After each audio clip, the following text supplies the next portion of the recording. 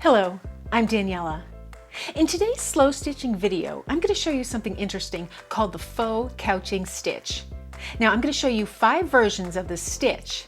Typically a couching stitch is done to hold down cording or some dimensional object to your piece.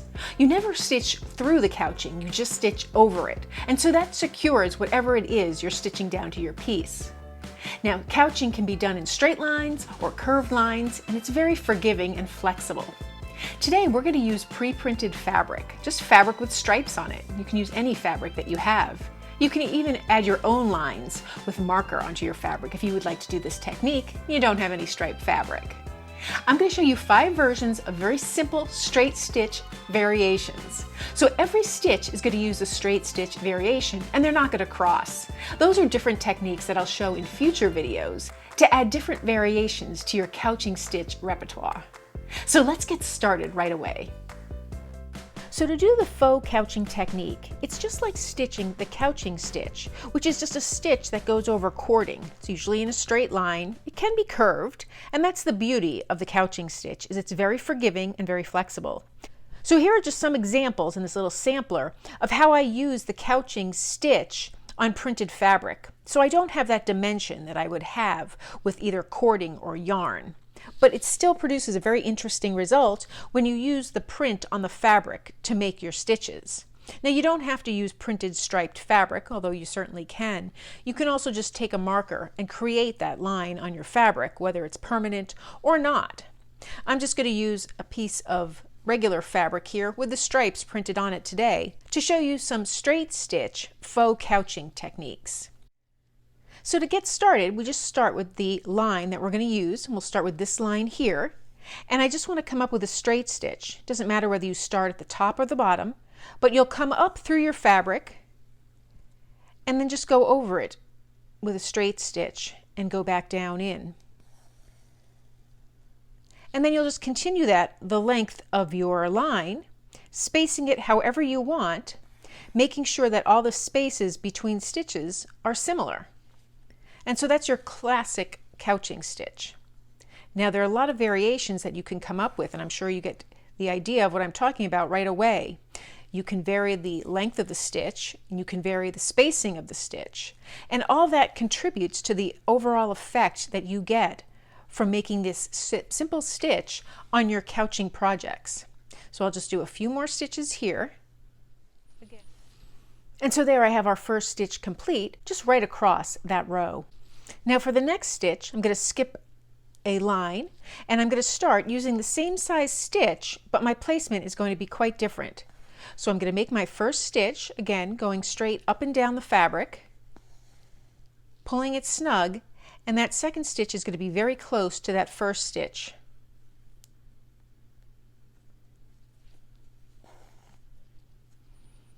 Then I'm going to skip a space and repeat this pattern. And you can do this with multiple stitches, or you can use 2, you can use 3, whatever goes. It's really up to you and what you're looking for, what effect you want from your completed piece.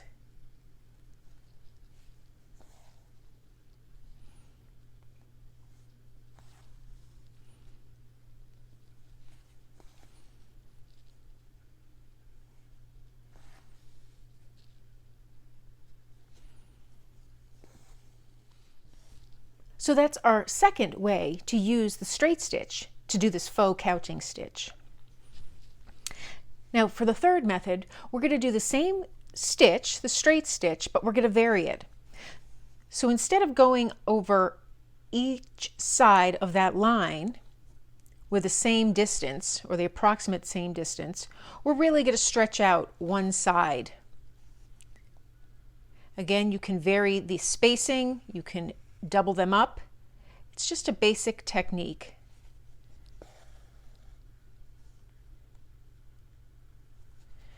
I come up very close to the line and then I stitch a distance away from the line.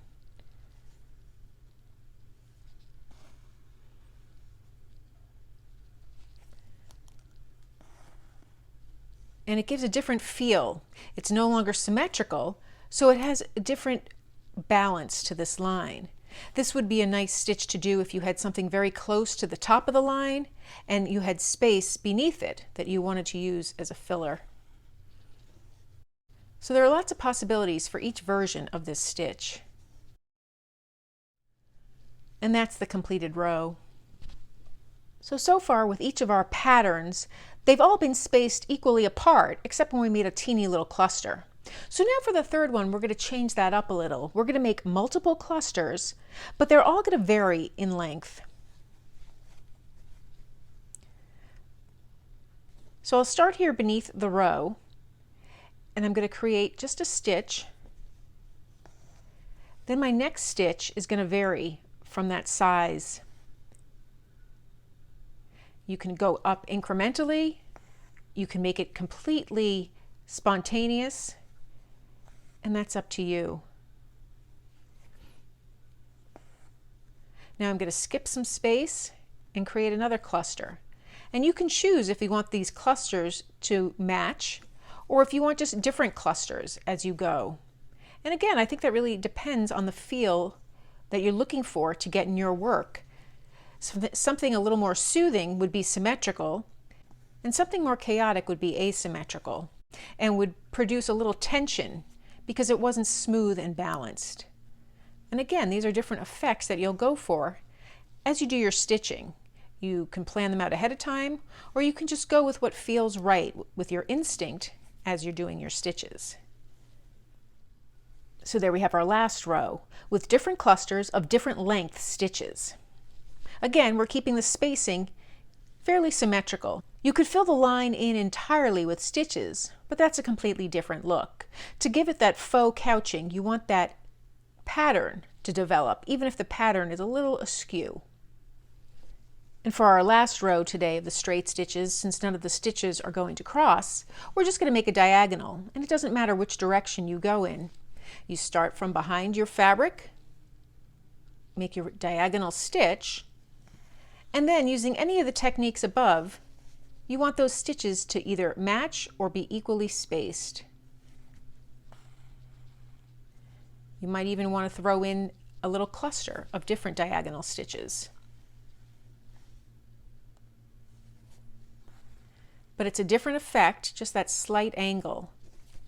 That slight angle will direct your eye slightly to wherever it's facing. So when you use the angled stitch, you'll know that that's a design element in your work. Now, depending on what you have above or below it, it can either point up and to the right or down and to the left. And that's the way the line leads on this angled stitch.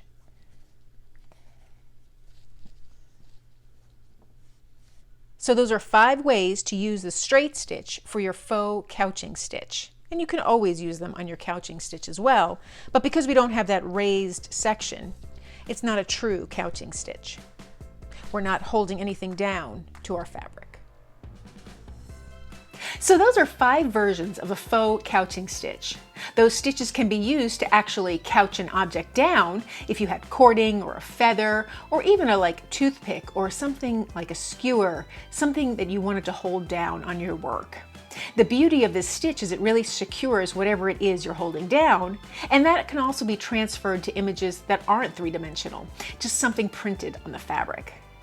I hope you found this video helpful, and if you did, please give it a thumbs up. Thanks for joining me today.